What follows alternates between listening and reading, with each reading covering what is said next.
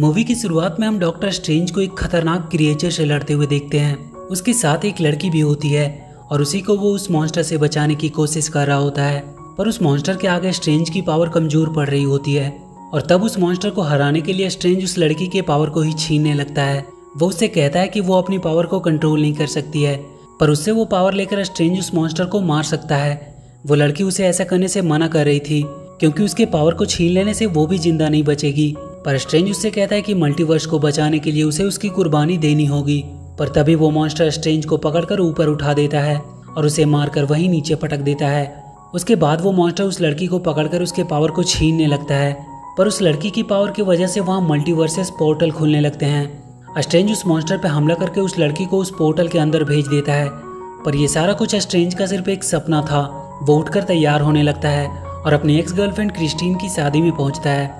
वहाँ वो क्रिस्टीन से कहता है कि वो सॉरी फील कर रहा है क्योंकि उसने उसकी केयर नहीं की, पर वो इस बात से खुश है कि उसे वो मिल गया जिसके साथ वो खुशी से रह सकती है। तभी बाहर शहर में किसी का हमला होता है और स्ट्रेंज शहर को बचाने के लिए जाता है। वहाँ एक बड़ा सा ऑक्टोपस एक बस को उठाए हुए था जिसमें एक लड़की थी। स्ट्रेंज उस लड़की को उस बस से बाहर निकालता है और उस ऑक्टोपस से लड़ने लगता है। स्ट्रेंज उस लड़की को देखकर कहता है कि शायद वो उससे पहले भी मिल चुका है। ये वही लड़की थी जिसे उसने कल सपने में देखा था। तभी वो ऑक्टोपस स्ट्रेंज को पकड़कर पास के बिल्डिंग में फेंक देता है जहां वो बेहोश हो जाता है।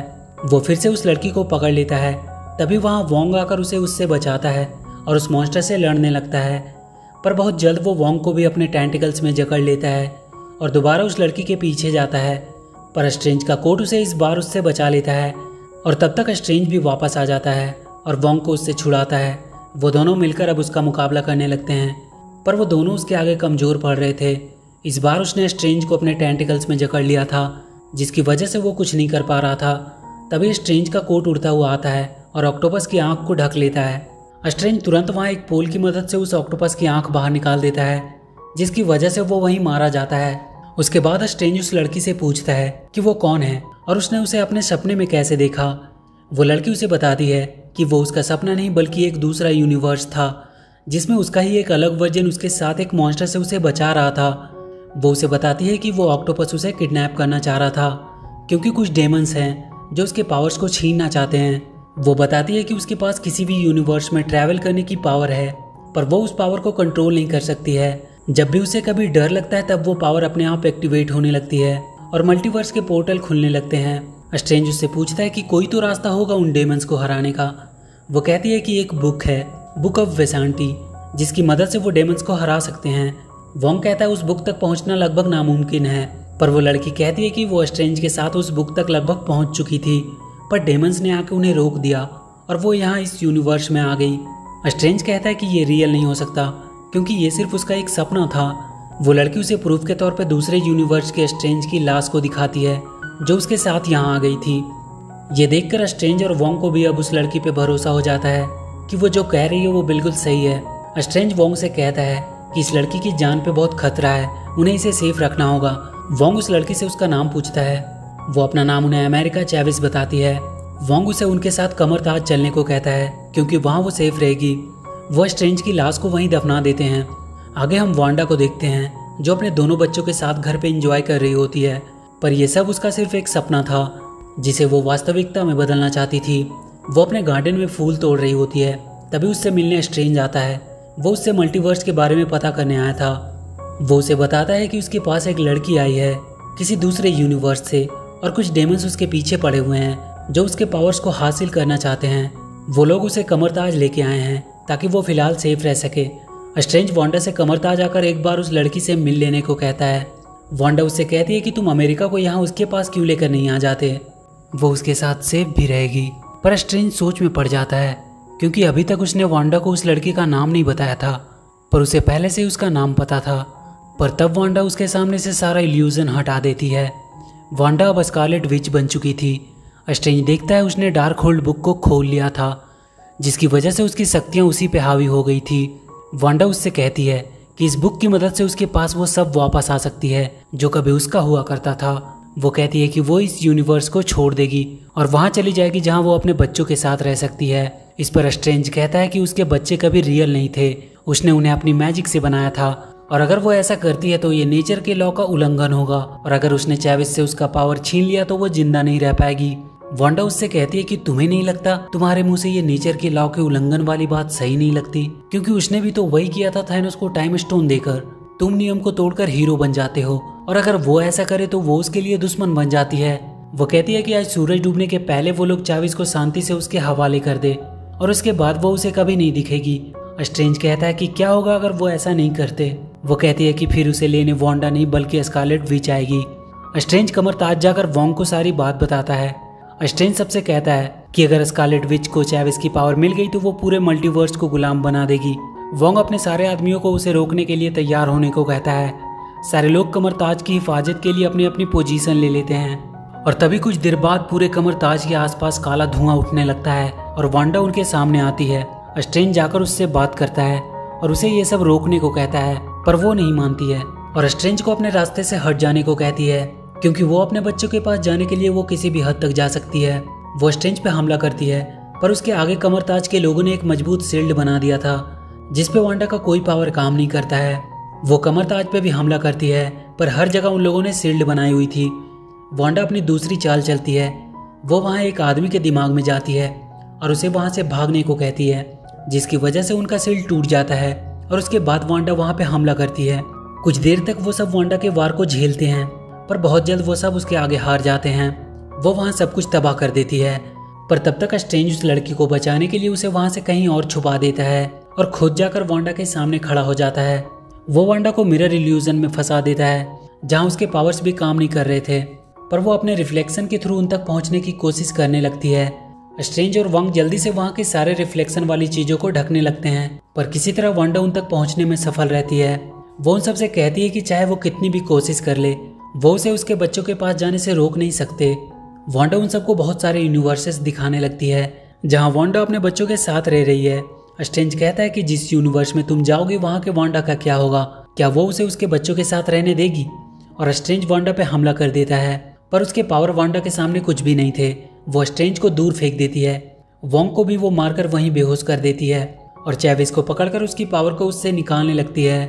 चैविस की डर की वजह से वहाँ किसी और यूनिवर्स का पोर्टल खुलने लगता है, और तभी स्ट्रेंज धक्का देकर चैविस को लेकर उस पोर्टल में कूद जाता है, और वो दोनों कई सारे यूनिवर्सेस को पार करते हुए एक यूनिवर्स के न्यूयॉर्क शहर में पहुंचते हैं। स्ट्रेंज चैविस से कहता है कि उन्हें यहाँ से वापस उनके यूनिवर्स में जाना होगा, पर चैविस कहती है कि वो पोर्टल खोल नहीं सकती क्योंकि उसके पावर पे उसका कंट्रोल नहीं है। स्ट्रेंज उससे कहता है कि उसका दूसरा वर्जन इस यूनिवर्स में जरूर होगा, वो शायद उसकी मदद कर सके, पर चैविस कहती है कि यहाँ उसका कोई दूसरा वर्जन नहीं है क्योंकि वो खुद उसी यूनिवर्स की है। वो कहती है कि वो स्ट्रेंज के दूसरे वर्जन को ढूंढकर बुक ऑफ वेसेंटी का पता लगा सकते हैं और शायद उसकी मदद से वो वांडा को रोक पाए। वो दोनों स्ट्रेंज के दूसरे वर्जन को ढूंढने निकल जाते हैं। वहाँ रास्ते में उन्हें एक मशीन दिखाई देती है जो लोगों की पुरानी यादों को वापस दिखाती थी। स्ट्रेंज उसमें देखता है जब वो क्रिस्टिन के साथ डेट पे गया था। उस दिन क्रिस्टिन ने उसे एक घड़ी गिफ्ट किया था। ये देखकर वो थोड़ा इमोशनल हो जाता है। चैविस भी अपनी यादों को देखती है जिसमें उसके साथ उसकी दोनों मॉम्स होती है, पर उसकी डर की वजह से वहाँ कई सारे मल्टीवर्सेस पोर्टल खुल जाते हैं जिससे उसकी मॉम्स किसी और यूनिवर्स में चली जाती है और वो किसी और में। स्ट्रेंज उससे कहता है कि एक दिन वो जरूर अपनी मॉम से मिल पाएगी। वो दोनों बात करते हुए स्ट्रेंज के घर के पास पहुंच जाते हैं।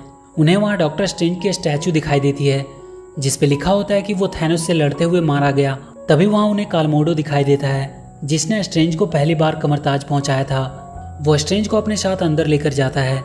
स्ट्रेंज उसे चैविस और अपने बारे में सब कुछ बताता है। वो उसे बताता है कि वांडा ने डार्क होल्ड की पावर को हासिल कर लिया है, इसलिए उसे रोकने के लिए उन्हें उसकी मदद चाहिए।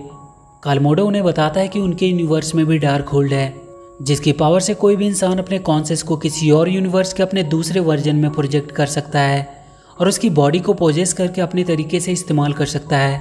ये पोसेशन परमानेंट नहीं होता है, पर इससे वो उस रियलिटी में काफ़ी डैमेज कर सकते हैं। और अभी तक जो भी क्रिएचर चैविस का पीछा कर रहा था वो हो सकता है कोई और नहीं बल्कि स्कारलेट विच ही हो, और इस पोसेशन को वो ड्रीम वॉकिंग कहते हैं।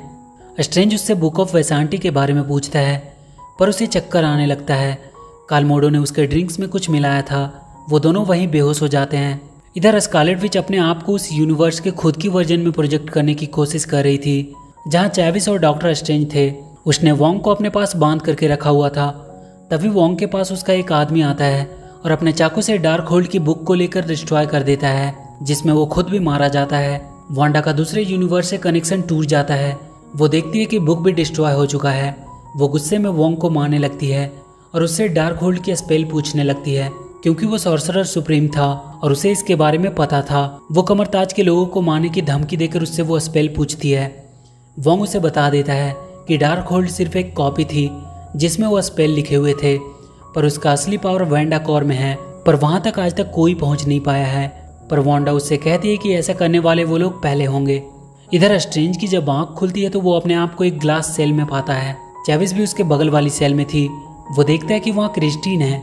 वो उसे बताती है कि वो लोग उसके लैब में रिसर्च पर्पस के लिए लाए गए हैं, क्योंकि वो किसी और यूनिवर्स से आए हैं, इसलिए वो लोग उसकी पूरी जांच करना चाहते हैं। तभी वहाँ कार्ल मोडो आता है और उससे कहता है कि वो लोग उसे इल्यूमिनाटी के सामने पेश करने के लिए ले जा रहे हैं। स्ट्रेंज को समझ नहीं आता कि इल्यूमिनाटी क्या है। वांडा वोंग को लेकर वैंडाकोर पहुंच चुकी थी। वहां वो एक टूटे हुए खंडर में पहुंचते हैं। वोंग बताता है कि यही सबसे पहले एक डेमन ने उस पावर को हासिल किया था और फिर बाद में उसे डार्क होल्ड बुक में लिखा गया। वांडा वहां लाइट जलाने लगती है। तभी 4 बड़े मॉन्स्टर उनकी तरफ बढ़ते हैं, पर वो सब वांडा के आगे अपने आप को सरेंडर कर देते हैं।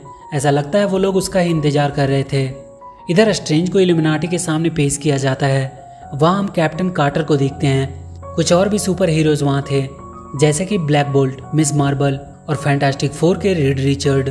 रिचर्ड स्ट्रेंज से कहता है कि उसका उनके यूनिवर्स में आना किसी खतरे से कम नहीं है, क्योंकि उसके पीछे कई मुसीबतें भी साथ आ सकती है और उसने नेचर के लॉ को भी तोड़ा है। उन लोगों ने इल्यूमिनाटी को बनाया ताकि डिफिकल्ट डिसीजन ले सके, इसलिए आज वो डिसाइड करेंगे कि उसके साथ उन्हें क्या करना चाहिए।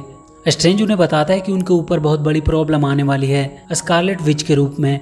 रिचर्ड उसे बताता है कि ड्रीम वॉकिंग को लेकर स्कारलेट विच से उनके लिए ज्यादा खतरा उसके यूनिवर्स का डॉक्टर स्ट्रेंज था। वो उनसे कहता है कि क्या वो स्ट्रेंज जो थैनोस से लड़ता हुआ मारा गया। तभी वहाँ चार्ल्स आता है और कहता है कि इसे सच्चाई बता देनी चाहिए। वो बताते हैं कि वो सब थैनोस के साथ वॉर में थे, पर स्ट्रेंज हमेशा अपनी मर्जी से काम करता था। उसने डार्क होल्ड की पावर ली और ड्रीम वॉकिंग करना शुरू कर दिया, पर एक दिन उसने उन सबको बुलाया और कन्फेस किया कि वो ड्रीम वॉकिंग कर रहा है। और ऐसा करते हुए एक बार उससे गड़बड़ हो गई और उसकी वजह से एक यूनिवर्स के सारे लोग मारे गए और उसे डर है कि उसकी वजह से वो दोबारा ऐसी गलती कर सकता है। उन सब ने बुक ऑफ वेसांटी की मदद से थैनोस को मारा, पर उनके सामने अभी भी दूसरा खतरा मौजूद था, डॉक्टर स्ट्रेंज के रूप में। इसलिए उन सब ने ब्लैक बॉट की मदद से स्ट्रेंज को खत्म कर दिया। इधर वोंग वांडा को समझाने की कोशिश कर रहा था कि वो चाहकर भी सब कुछ कंट्रोल नहीं कर सकती, पर वांडा उसे वहाँ के पहाड़ से नीचे फेंक देती है और अपना पोजेशन शुरू कर देती है। वो उस यूनिवर्स की वांडा को पोजेस करके अमेरिका चैविस के पीछे भेजती है। इल्यूमिनाटी के लोग अपने बिल्डिंग में किसी के हमले की आवाज़ सुनते हैं। वो कैमरे में देखते हैं वांडा ने उन पर हमला किया था। वो सब उसे रोकने के लिए चले जाते हैं। चार्ल्स स्ट्रेंज से कहता है कि अगर वो इस सेल से बाहर आ पाता है तो वो बुक ऑफ वेसांटी को लेने जाए जो वहाँ मौजूद है, और अमेरिका चैविस को किसी भी हालत में उस स्कारलेट विच से बचा कर रखे। वांडा क्रिस्टीन की लैब की तरफ बढ़ रही थी। वो उस रूम में पहुंचने ही वाली होती है कि उसके आगे सारे सुपर हीरो उसे रोकने के लिए आ जाते हैं। रिचर्ड वांडा को रुक जाने को कहता है। वो कहता है कि ब्लैक बोर्ड उसे सिर्फ अपनी आवाज़ से खत्म कर सकता है, पर ब्लैक बोर्ड का पूरा मुंह ही सील हो चुका था और वो अंदर ही अंदर अपनी आवाज़ से ही फटकर मर जाता है। वो रिचर्ड को भी एक झटके में ही मार डालती है। कैप्टन कार्टर और मिस मार्बल उस पर हमला करती है। वो दोनों एक साथ उस पर हमला करके उसे रोकने की पूरी कोशिश कर रहे थे। कैप्टन अपनी शील्ड से उस पर हमला करती है, पर वो उसकी शील्ड को पकड़कर जोर से उसी की तरफ फेंकती है और उसकी वजह से वो भी मारी जाती है। अब मिस मार्बल सिर्फ अकेले ही बची थी। वो अपनी पूरी ताकत के साथ उस पर हमला करती है, पर उसकी पावर को भी वांडा कुछ ही देर में खत्म कर देती है और वो दूर जाकर गिरती है। वो तुरंत उस पर एक बड़ा सा स्टैचू गिराकर उसे भी मार देती है। स्ट्रेंज अपने आप को सेल से बाहर निकालने के लिए मोडो को उकसाता है और वो जैसे ही उसे मारने सेल के अंदर आता है, स्ट्रेंज उसे हराकर वहां से बाहर आ जाता है। इधर क्रिस्टीन चैवी को सेल से बाहर निकालने की कोशिश कर रही थी, क्योंकि वो सेल जाम हो चुका था। वो उस ग्लास को तोड़ने की भी कोशिश कर रही थी। तभी एक पंच से चैविस उस ग्लास को तोड़ देती है, पर तब तक वांडा वहां आ चुकी थी। तभी उसे रोकने वहां चार्ल्स आता है और उसके दिमाग से स्कारलेट विच को निकालने की कोशिश करने लगता है, पर स्कारलेट विच उस पर भी हावी हो जाती है और उसकी गर्दन मरोड़कर उसे भी मार देती है। तब तक अमेरिका और क्रिस्टीन वहां से भाग जाते हैं। भागते हुए उन दोनों को स्ट्रेंज मिलता है। क्रिस्टीन उन्हें लेकर बुक ऑफ वेसांटी के पास ले जाने लगती है। वो लोग एक टनल के थ्रू जा रहे होते हैं और उनके पीछे वांडा आ रही होती है। स्ट्रेंज किसी तरह से वांडा को वहीं टनल में दबाकर फंसा देता है और वो लोग एक गेट के पास पहुंचते हैं जिसे सिर्फ डॉक्टर स्ट्रेंज ही खोल सकता था। वो उसे खोलने की कोशिश करता है, पर उससे वो खुलती नहीं है। क्रिस्टीन उसे स्ट्रेंज की घड़ी देती है जिसकी मदद से वो उस गेट को खोल लेता है। वो जगह स्पेस और यूनिवर्स के बीच के गैप का जंक्शन था। वहाँ बुक ऑफ वेसांटी रखी हुई थी। स्ट्रेंज जाकर उस बुक को अपने हाथ में ले लेता है। तभी चैविस को वांडा अपनी तरफ खींचती है और वो अपने पावर से बुक ऑफ वेसांटी को भी डिस्ट्रॉय कर देती है। वो चैविस को पकड़कर उसकी पावर को निकालने लगती है और फिर से चैविस की डर की वजह से वहाँ मल्टीवर्सेस पोर्टल खुल जाते हैं जिसमें वो स्ट्रेंज और क्रिस्टीन को फेंक देती है और उसके बाद वो एक पोर्टल खोलकर चैविस को स्कारलेट विच के पास भेज देती है। और इसके बाद स्कारलेट विच वांडा से अपना पोजीशन हटा लेती है। वांडा को जैसे ही अपना ध्यान आता है वो अपने बच्चों के पास भागती है और इधर स्कारलेट विच चैविस को उठाकर बीच में रख देती है।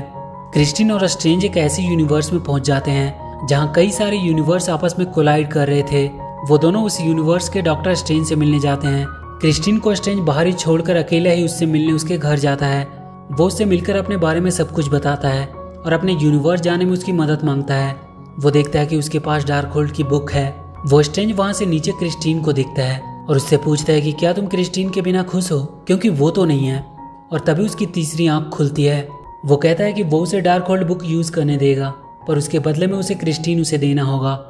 स्ट्रेंज उस पर हमला करने लगता है और वो दोनों वहाँ एक दूसरे से लड़ने लगते हैं और डॉक्टर स्ट्रेंज के एक वार से वहाँ का स्ट्रेंज खिड़की को तोड़ता हुआ नीचे जाकर रॉड पे गिर जाता है और वहीं मारा जाता है।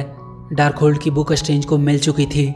इधर पहाड़ से गिरकर वोंग भी मरा नहीं था, वो एक पत्थर पे अटका हुआ था। वो उठकर वापस ऊपर चढ़ने की कोशिश करता है जहाँ वांडा चैविस की पावर्स को निकालने की कोशिश कर रही थी। स्ट्रेंज डार्क होल्ड की मदद से देखता है कि वांडा अपने मकसद के काफी करीब है और तब स्ट्रेंज ड्रीम वॉकिंग करने का सोचता है। वो क्रिस्टीन से कहता है कि वो उसकी बॉडी की हिफाजत करे जब डेमन सोल उस पर हमला करेंगे। स्ट्रेंज अपने यूनिवर्स के मरे हुए डॉक्टर स्ट्रेंज पे अपनी पोजीशन करता है जिसे उसने गाड़ दिया था। वो मरा हुआ स्ट्रेंज फिर से बाहर निकलकर खड़ा होने लगता है और उसे वो वेंडाकोर तक पहुंचा देता है। पर तभी बहुत से डेमन सोल उस पर हमला करने लगते हैं। वो डेमंस कह रहे थे कि डेड बॉडी को पोजेस करना माफी के काबिल नहीं है और बहुत सारे डेमंस उस पर हमला करने लगते हैं। क्रिस्टीन उसकी बॉडी को डेमन से बचाने की कोशिश कर रही होती है। वो वहाँ के सारे डेमंस को फायर फ्लेम से खत्म कर देती है और स्ट्रेंज को जाकर संभालती है और कहती है कि वो उन डेमन स्पिरिट को अपने फायदे के लिए इस्तेमाल करे। स्ट्रेंज उन सारे डेमन स्पिरिट की मदद से उड़ता हुआ स्कारलेट विच के पास पहुंचता है। वहाँ के चारों मॉन्स्टर स्ट्रेंज पे हमला करने के लिए आगे बढ़ते हैं पर नीचे से वोंग एक को खींचकर वहाँ से नीचे गिरा देता है और बाकी तीनों को भी स्ट्रेंज उस पहाड़ से नीचे गिरा देता है। वो वांडा पे उन डेमंस को डाल देता है जिसकी वजह से वोंग उसे किसी तरह कंट्रोल कर लेता है। वोंग उससे कहता है कि वो ज्यादा देर तक उसे संभाल नहीं पाएगा, उसे चैविस की पावर को निकालकर यूज करना होगा, उनके पास और कोई रास्ता नहीं है। स्ट्रेंज चैविस की तरफ बढ़ता है। चैविस उससे कहती है कि वो अब समझ चुकी है कि उन्हें उसकी पावर क्यों चाहिए और वो अपने अंदर से उसे पावर निकाल लेने को कहती है। पर स्ट्रेंज उससे कहता है कि वो उसका पावर लेने नहीं आया है बल्कि उसे बताने आया है कि वो अपने आप पे भरोसा करे, फिर वो अपने पावर को खुद कंट्रोल करने लगेगी और वो मिलकर स्कारलेट विच को हरा पाएंगे। अमेरिका अपने पावर को कंट्रोल करने की कोशिश करती है। तब तक वांडा भी छूट जाती है और वो स्ट्रेंज पे हमला करके उसे मारने लगती है। तभी चैविस आकर उसे एक पंच देती है। अब वो अपनी पावर को फील कर सकती थी। वो लगातार वांडा को मारने लगती है और एक पोर्टल खोलकर उसे खोलते हुए लावे में गिराने वाली होती है पर वो रुक जाती है और कहती है कि वो उसके जैसा नहीं बन सकती और उसके सामने उसके दूसरे वर्जन वाला पोर्टल खोल देती है जहाँ उसके दोनों बच्चे उसे देखकर डरने लगते हैं। वहाँ उनकी मॉम वांडा आती है जिसे वो वहाँ से दूर फेंक देती है और कहती है कि वो उनकी मॉम है। वो दोनों बच्चे स्कारलेट विच पर चीजें फेंक कर मारने लगते हैं और वो उससे डरकर छुपने लगते हैं। वो उनके पास पहुंचकर कहती है कि वो उन्हें हर्ट नहीं करना चाहती, वो किसी को भी हर्ट नहीं कर सकती क्योंकि वो एक मॉन्स्टर नहीं है और वो वहीं बैठकर रोने लगती है। उसकी दूसरी वर्जन वांडा उसके पास आती है और प्यार से उसके चेहरे पे हाथ फेरती है और तब चैविस उस पोर्टल को बंद कर देती है। वांडा को अब अपनी गलती का एहसास हो चुका था। वोंग और चैविस वहां से पोर्टल खोलकर स्ट्रेंज को लाने चले जाते हैं। वांडा वहां के सब कुछ को तोड़कर बर्बाद कर देती है ताकि दोबारा कोई डार्क होल्ड को यूज ना कर पाए। स्ट्रेंज देखता है कि उसके पास की भी डार्क होल्ड की बुक डिस्ट्रॉय हो गई है। वांडा ने हर यूनिवर्स के डार्क होल्ड को खत्म कर दिया था। वोंग और चैविस स्ट्रेंज को लेने के लिए वहां आ जाते हैं। आगे हम देखते हैं कि अमेरिका चैविस भी कमर ताज में सीखने की कोशिश कर रही है और इसी के साथ ये मूवी यहीं खत्म हो जाती है। तो वीडियो अगर अच्छी लगी हो तो please do like and share the video and please subscribe to my channel and press that bell icon.